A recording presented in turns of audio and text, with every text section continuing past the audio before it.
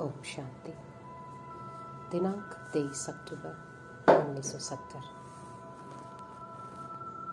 अव्यक्त बाप दादा के मधुबन से उच्चारित मधुर महावाक्य। वाणी का विषय है महारथी बनने का पुरुषार्थ।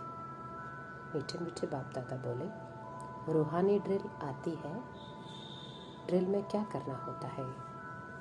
ड्रिल अर्थात शरीर को जहाँ चाहे वहाँ मोड़ सके, और रूहानी ड्रिल अर्थात रूह को जहाँ जैसे और जब चाहे वहाँ स्थित कर सके, अर्थात अपनी शक्ति अपनी स्थिति जैसे चाहे वैसी बना सके। इसको कहते हैं रूहानी ड्रिल। जैसे सेना को मार्शल व ड्रिल मास्टर जैसे इशारा देते हैं वैसे ही करते हैं, ऐसे स्वयं ही मास्टर व मार्शल बन जहाँ अपने को स्थित करना चाहे वहाँ कर सके। ऐसे अपने आप को ड्रिल मास्टर, अपने आप के ड्रिल मास्टर बने हो। ऐसे तो नहीं कि मास्टर कहे हैंड्स डाउन और स्टूडेंट्स हैंड्स अप करें, मार्शल कहे राइट तो सेना करे लेफ्ट। ऐसे सैनिकों व स्टूडेंट्स को क्या किया जाता है? डिसमिस। तो यहाँ भी स्वयं ही डिसमिस हो ही जाते हैं अपने अधिकार से। प्रैक्टिस ऐसी होनी चाहिए जो 1 सेकंड में अपनी स्थिति को जहाँ चाहो वहाँ टिका सको, क्योंकि अब युद्ध स्थल पर हो। युद्ध स्थल पर सेना अगर 1 सेकंड में डायरेक्शन को अमल में न लाए तो उनको क्या कहा जाएगा? इस रूहानी युद्ध पर भी स्थिति को स्थित करने में समय लगाते हैं, तो ऐसे सैनिकों को क्या कहें? आज बाप दादा पुरुषार्थी महारथी बच्चों को देख रहे हैं। अपने को जो महारथी समझते वो हाथ उठाओ। थोड़ों ने हाथ उठाया तो बाप दादा बोले, जो महारथी नहीं है वह अपने को क्या समझते हैं? अपने को घोड़े सवार समझते हैं, वह हाथ उठाओ। जिन्होंने महारथियों में हाथ नहीं उठाया उन्हों से बाप दादा एक प्रश्न पूछ रहे हैं। अपने को बाप दादा का वारिस समझते हो? जो अपने को घोड़े सवार समझते हैं वह अपने को वारिस समझते हैं? वारिस का पूर्ण अधिकार लेना है व नहीं। जब लक्ष्य पूरा वर्षा लेने का है तो घोड़े सवार क्यों? अगर घोड़े सवार है तो मालूम है नंबर कहाँ जाएगा? 2nd ग्रेड वाले कहाँ जाएंगे? 2nd ग्रेड वाले कहाँ आएंगे? इतनी परवरिश लेने के बाद भी 2nd ग्रेड। अगर बहुत समय से 2nd ग्रेड पुरुषार्थी ही रहा तो वर्षा भी बहुत समय 2nd ग्रेड मिलेगा, बाकी थोड़ा समय 1st ग्रेड में अनुभव करेंगे। सर्वशक्तिमान बाप के बच्चे कहलाने वाले और व्यक्त अव्यक्त द्वारा पालना लेने वाले फिर 2nd ग्रेड, ऐसे मुख से कहना भी शोभता नहीं है। या तो आज से अपने को सर्वशक्तिमान के बच्चे न कहलाओ। बाप दादा ऐसे पुरुषार्थियों को बच्चे न कहकर क्या कहते हैं मालूम है? बच्चे नहीं, कच्चे हैं। अभी तक भी ऐसा पुरुषार्थ करना बच्चों के स्वमान लायक नहीं दिखाई पड़ता है। इसलिए फिर भी बाप दादा कहते हैं कि बीती सो बीती करो, अब से अपने को बदलो।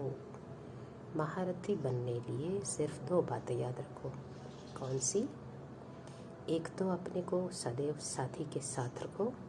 साथी और सारथी वह है महारथी। पुरुषार्थ में कमजोरी के 2 कारण हैं। बाप के स्नेही बने हो लेकिन बाप को साथी नहीं बनाया है। अगर बाप दादा को सदैव साथी बनाओ तो जहाँ बाप दादा साथ है वहाँ माया दूर से मूर्छित हो जाती है। बाप दादा को अल्प समय के लिए साथी बनाते हैं, इसलिए शक्ति की इतनी प्राप्ति नहीं होती है। सदैव बाप दादा साथ हो तो सदैव बाप दादा से मिलन मनाने में मगन हो। और जो मगन होता है उसकी लगन और कोई तरफ लग न सके। शुरू शुरू में बाप से बच्चों का क्या वायदा हुआ है? तुम ही से खाऊं, तुम ही से बैठूं, तुम ही से रूह को रिझाऊं। यह अपना वायदा भूल जाते हो। अगर सारे दिनचर्या में हर कार्य बाप के साथ करो तो क्या माया डिस्टर्ब कर सकती है? बाप के साथ होंगे तो माया डिस्टर्ब नहीं करेगी, माया का डिस्ट्रक्शन हो जाएगा। तो भल बाप के स्नेही बने हो लेकिन साथी नहीं बनाया है, हाथ पकड़ा है साथ नहीं लिया है, इसलिए माया द्वारा घात होता है। गलतियों का कारण है गफलत। गफलत गलतियां कराती है। अगर रूह को न देख रूप तरफ आकर्षित होते हैं तो समझो मुर्दे से प्रीत कर रहे हैं। मुर्दे से प्रीत रखने वाले को समझना चाहिए कि हमारा भविष्य मुर्दा घाट में कार्य करने का है। जिस समय ऐसा संकल्प भी आए तो मुर्दा घाट का पाठ समझो। सभी को कहते हो ना, एम और ऑब्जेक्ट को सामने रखो। तो जो भी कार्य करते हो, जो भी संकल्प करते हो, उसके लिए भी लक्ष्य और प्राप्ति अर्थात एम ऑब्जेक्ट सामने रखो। सर्वशक्तिमान बाप वरदाता से अपना कल्प इसी पाठ का वर्षा लेने के लिए आए हो। मुर्दे को सुरजीत करने वाले मुर्दा घाट में पाठ नोंदने लिए आए हैं?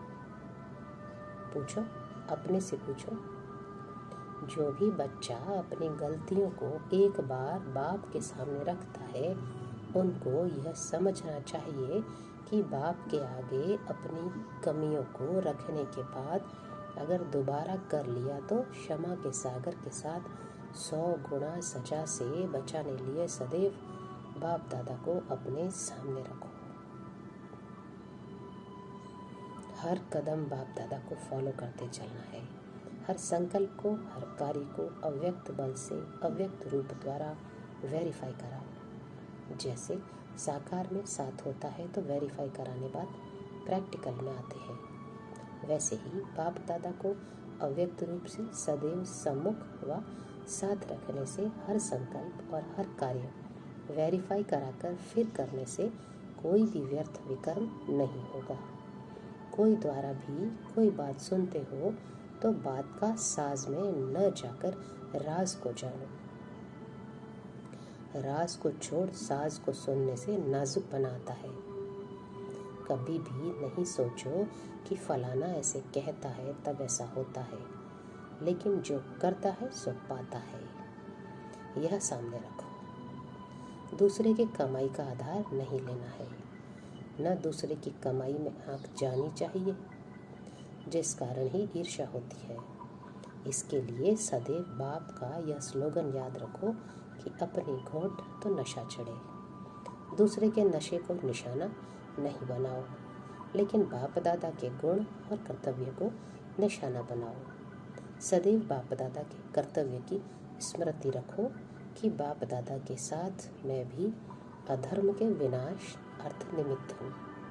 वह स्वयं फिर अधर्म का कार्य व देवी मर्यादा को तोड़ने का कर्तव्य कैसे कर सकते हैं?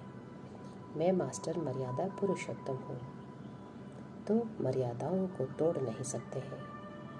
ऐसी स्मृति रखने से समान और संपूर्ण स्थिति हो जाएगी। समझा? सोचो कम, कर्तव्य अधिक करना है। सिर्फ सोचने से समय नहीं गंवाना है। सृष्टि के कयामत के पहले कमजोरी और कमियों की कयामत करो। भट्टी वालों ने भट्टी में अपना रूप और रंग और रौनक बदली की है। अनेक रूप बदलना मिटाया है। सदा के लिए रूहानी रूप दिखाई दे, ऐसा अपने को बनाया है। उलझनों का नाम निशान न रहे, ऐसा अपने को उज्जवल बनाया है। अल्पकाल के लिए प्रतिज्ञा की है व अंतकाल तक प्रतिज्ञा की है। अपनी पुरानी बातों, पुराने संस्कारों को ऐसा परिवर्तन में लाना है जैसे जन्म परिवर्तन होने के बाद पुराने जन्म की बातें भूल जाती है। ऐसा पुराने संस्कारों को भस्म किया है व अस्थियां रखती है। अस्थियों में फिर से भूत प्रवेश हो जाता है, इसलिए अस्थियों को संपूर्ण स्थिति के सागर में समा के जाना है, कहाँ छिपा कर ना ले जाना, नहीं तो अपनी अस्थियां स्थिति को परेशान करती रहेंगी। संकल्पों की समाप्ति करनी है। अच्छा, तुम हर एक बच्चे को पुरुषार्थ करना है, तख्त नशीन बनने का, न कि तख्त नशीन के आगे रहने का। तख्त नशीन तब बनेंगे जब अब समीप बनेंगे। जितना जो समीप होगा उतना समानता में रहेगा। तुम बच्चों के नैनों को कोई देखे तो उनको मुक्ति, जीवन मुक्ति का रास्ता दिखाई दे। ऐसा नैनों में जादू हो तो आपके नैन कितनी सेवा करेंगे। नैन भी सर्विस करेगा तो मस्तिष्क भी सर्विस करेगा। मस्तिष्क क्या दिखाता है आत्माओं को?